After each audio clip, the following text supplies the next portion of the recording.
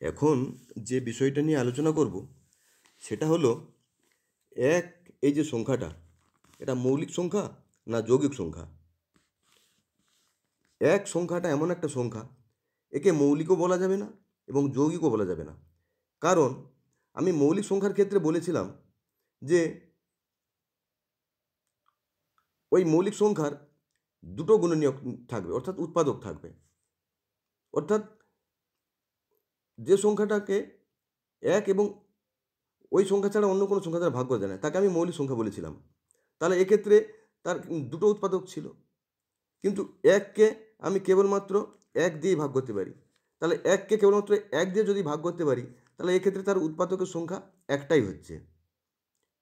আর যৌগিক সংখ্যা কাকে বলেছিলাম না, সেক্ষেত্রে তার উৎপাদকের সংখ্যা দুইয়েরও বেশি হবে, তখন তাকে আমি যৌগিক সংখ্যা বলতে পারতাম। তাহলে একের ক্ষেত্রে দেখা যাচ্ছে যে তার উৎপাদকের সংখ্যা এক হচ্ছে, বা একমাত্র একটাই। দুটো হলে তাকে আমি মৌলিক সংখ্যা বলতে পারতাম। যেহেতু একটা হচ্ছে, তাহলে আমি একে মৌলিকও বলতে পারছি না। আর উৎপাদকের সংখ্যা দুইয়ের বেশি হলে যখন আমি যৌগিক বলতে পারবো, তাই এক্ষেত্রে যেহেতু একটাই হচ্ছে, দুইয়ের বেশিও হচ্ছে না, তাহলে একে আমি যৌগিকও বলতে পারছি না। সুতরাং এক মৌলিক সংখ্যাও নয় এবং যৌগিক সংখ্যাও নয়। তাহলে এককে আমি বলবো এটা নিরপেক্ষ সংখ্যা, নয় মৌলিক এবং নয় যৌগিক।